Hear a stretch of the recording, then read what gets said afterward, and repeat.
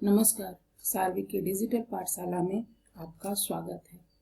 आज हम कक्षा 10 के विज्ञान विषय के अंतर्गत चैप्टर नंबर 2 अम्ल, क्षार तथा लवण का अध्ययन करेंगे। तो स्टार्ट करते हैं आज का टॉपिक लवण।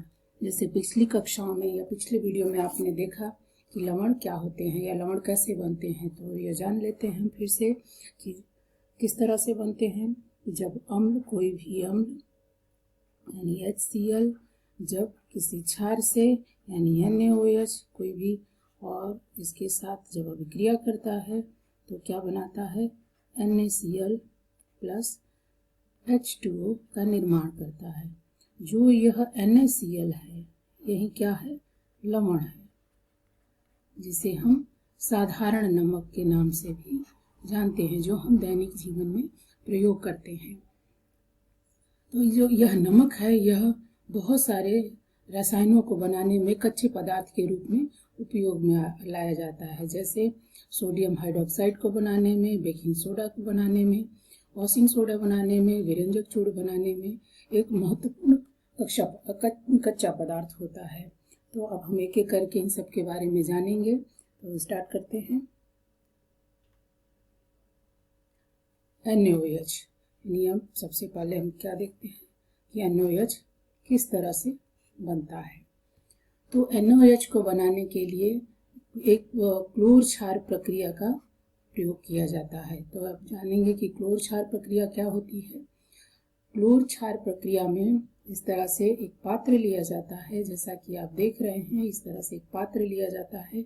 इस पात्र में नमक का जलीय विलयन यानी नमक का घोल भरा जाता है और ये दो इलेक्ट्रोड, जो एक ये एनोड होता है और एक कैथोड होता है, इसमें इस तरह से रखा जाता है और इसे एक बैटरी के द्वारा यहाँ पर एक बैटरी के द्वारा जोड़ दिया जाता है। जो इसका धन सिरा होता है वो एनोड होता है, जो इसका ऋण सिरा होता है वो कैथोड होता है।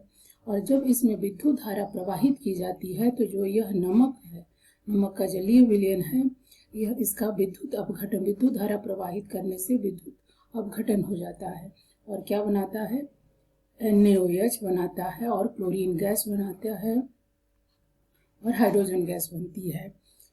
तो जो ये हमें ये तीन उत्पाद प्राप्त हुए हैं, क्लोरीन गैस, हाइड्रोजन गैस और NaOH। जो क्लोरीन गैस होती है वो एनोड के पास मुक्त होती है, जो हाइड्रोजन गैस होती है वो कैथोड पे मुक्त होती है और कैथोड के पास ही हमें NaOH प्राप्त होता है। अब हम इनके उपयोग को देखते हैं। तो जो क्लोरीन गैस होती है उसका उपयोग जल को स्वच्छ करने में किया जाता है, स्विमिंग पूल में जल को स्वच्छ करने में किया जाता है, PVC बनाने में किया जाता है, पॉलीविनाइल क्लोराइड बनाने में, और CFC यानी क्लोरोफ्लोरोकार्बन बनाने में उपयोग में लाया जाता है। और यह रोगाणुनाशक होता है और कीटनाशक होता है। इसके बाद हम हाइड्रोजन के उपयोग को देखते हैं। तो हाइड्रोजन का उपयोग ईंधन बनाने में, मार्गरीन बनाने में, मार्गरीन एक तरह का मक्खन जैसा एक खाद्य पदार्थ होता है और खाद्य के लिए अमोनिया बनाने में इसका उपयोग किया जाता है। जो NaOH बनती है, यह NaOH जो बनती है इसका उपयोग धातुओं से ग्रीस हटाने के लिए किया जाता है, साबुन और अपमार्जक बनाने में किया जाता है, कागज को बनाने में किया जाता है और कृत्रिम रेशे यानी कृत्रिम फाइबर बनाने में इसका उपयोग किया जाता है। तो इस तरह से क्लोर क्षार प्रक्रिया से NaOH का निर्माण किया जाता है। अब हम आगे बढ़ते हैं। आगे हम देखेंगे कि विरंजक चूर्ण किस तरह से प्राप्त किया जाता है। विरंजक चूर्ण को हम ब्लीचिंग पाउडर के नाम से भी जानते हैं। ब्लीचिंग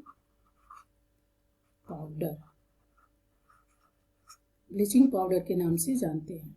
इसको बनाने में जो चूने का पानी होता है यानी कैल्शियम हाइड्रोक्साइड को क्लोरीन के साथ अभिक्रिया कराते हैं तो CaOCl2 प्राप्त होता है और जल प्राप्त होता है। तो जो यह CaOCl2 है यही क्या है, विरंजक चूर्ण यानी ब्लीचिंग पाउडर है। इसका उपयोग वस्त्र उद्योग में सूती और लिनन के कपड़ों को ब्लीच करने में किया जाता है, कागज की फैक्ट्रियों में कागज को ब्लीच करने में, लकड़ी को ब्लीच करने में, और जो लॉन्ड्री में कपड़े साफ होते हैं उनकी ब्लीचिंग में इसका उपयोग किया जाता है। बहुत सारे रासायनिक उद्योगों में यह उपचायक के रूप में प्रयोग में लाया जाता है और जो पीने का पानी है उसको जीवाणु मुक्त बनाने के लिए भी इसका उपयोग यानी व्यंजक चूर्ण का उपयोग किया जाता है। हम आगे बढ़ते हैं और हम जानेंगे बेकिंग सोडा क्या होता है। बेकिंग सोडा, जिसका रासायनिक नाम सोडियम हाइड्रोजन कार्बोनेट होता है और रासायनिक सूत्र सोडियम हाइड्रोजन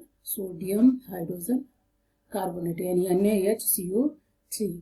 इसको बनाने के लिए NaCl, H2O, कार्बन डाइऑक्साइड और अमोनिया को आपस में अभिक्रिया कराई जाती है तो हमें अमोनियम क्लोराइड और सोडियम हाइड्रोजन कार्बोनेट यानी NaHCO3 प्राप्त होता है, यानी बेकिंग सोडा प्राप्त होता है।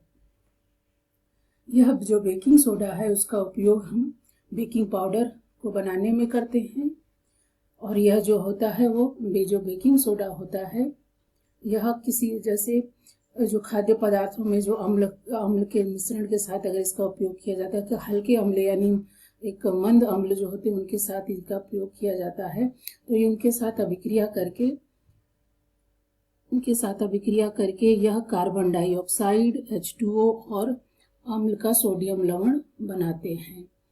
जब इनको हम गर्म करते हैं यानी खाना बनाते समय जब इसको गर्म करते हैं तो यह किसमें टूट जाता है? सोडियम कार्बोनेट, जल और कार्बन डाइऑक्साइड में टूट जाता है।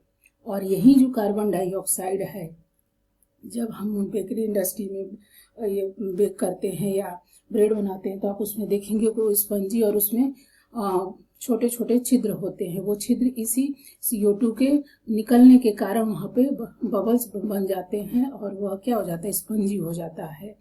तो इस तरह से उसमें जो ब्रेड होते हैं या जितनी भी बेकरी इंडस्ट्री की जो चीज़ें बनाई जाती हैं तो वह क्या है? उसमें जो फूली होते हैं वह इसी कारण से ये मुलायम और स्पंजी हो जाते हैं।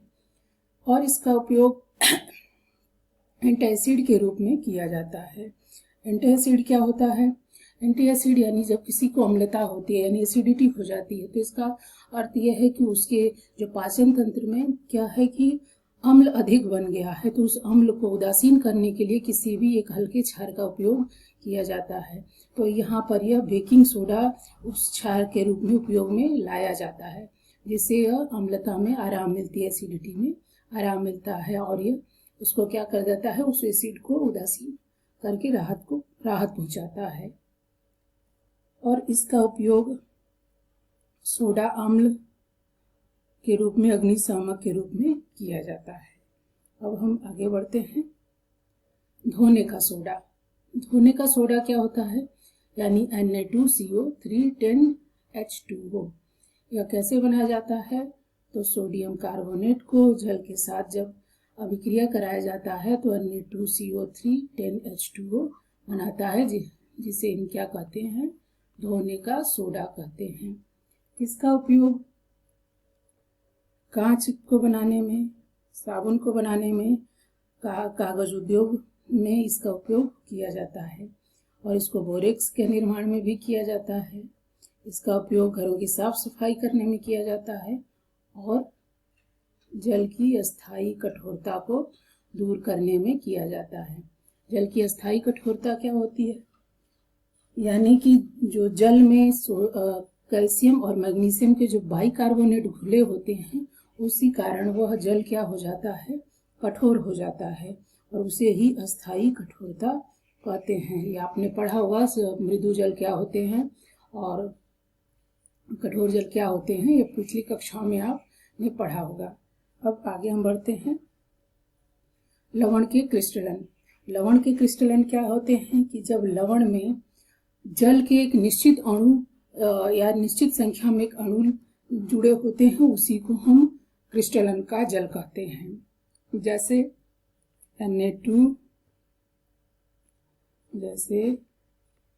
Na2CO3 अभी आपने देखा 10H2O, जिसमें इसके साथ क्या है? जल के 10 अणु जुड़े हुए हैं।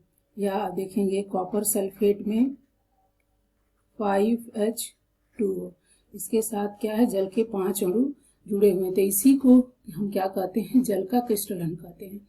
इसको किया जल क्रिस्टल के रूप में है। इसको समझने के लिए एक क्रियाकलाप के द्वारा हम समझते हैं कि यह क्या है। यह देखेंगे आप कि यह एक परख नली है। परख नली में कॉपर सल्फेट का क्रिस्टल लिया गया है और कॉपर सल्फेट नीले रंग का होता है। जब इसको गर्म किया जाता है तो यह नीला रंग है वो सफ़ेद हो जाता है और इस पर इसकी दीवारों पर इस तरह से कुछ बूंदें आ जाती हैं। जब इसको ठंडा करके पुनः जल से अभिक्रिया कराई जाती है तो फिर ये पुनः क्या हो जाता है, फिर से नीले रंग का हो जाता है। तो जो ये बूंदें इकट्ठा हो गई थी इसको गर्म करने पर, इससे क्या पता चलता है कि इस कॉपर सल्फेट में क्या है, जल के अणु हैं। तो इस तरह से हम क्रिस्टलन को समझ पाते हैं कि किस तरह से कॉपर सल्फेट के साथ जल जुड़ा हुआ है। अब हम आगे बढ़ते हैं। Plaster of Paris. Plaster of Paris क्या होता है अब ये जानेंगे।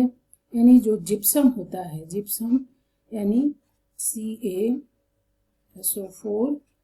2H2, इस जिप्सम को जब हम 373 केल्विन ताप पर गर्म करते हैं तो यह जो इसके जल के कुछ अणु हैं वो निकल जाते हैं और यह क्या बना लेते हैं, कैल्शियम सल्फेट अर्धहाइड्रेटेड या Hemy hydrated CaSO4 half H2O बना लेते हैं।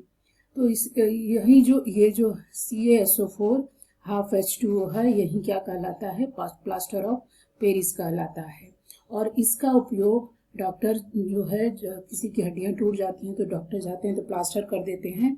तो जो वो प्लास्टर होता है वह अपने हड्डियों को एक जगह स्थायी रखने के लिए उसका उपयोग किया जाता है। अगर पुनः ही से फिर से इस प्लास्टर ऑफ पेरिस को जल के साथ अभिक्रिया करा दी जाए तो यह जिप्सम में परिवर्तित हो जाता है। प्लास्टर ऑफ पेरिस का अन्य उपयोग में जैसे खिलौने बनाने में किया जाता है, सजावट के सामान बनाने में किया जाता है, सतहों को चिकना बनाने में, यानी कोई दीवारों में अगर कोई टूट फूट हो गई है तो उसको क्या करने, चिकना बनाने उस सतहों पर लगाया जाता है। तो इस तरह से प्लास्टर ऑफ पेरिस के बारे में हम जान गए। ये वीडियो अगर आपको अच्छा लगे तो इसको लाइक कीजिए, सब्सक्राइब कीजिए और ज़्यादा से ज़्यादा लोगों को शेयर कीजिए ताकि ज़्यादा से ज़्यादा बच्चों को इसका लाभ मिल सके। धन्यवाद।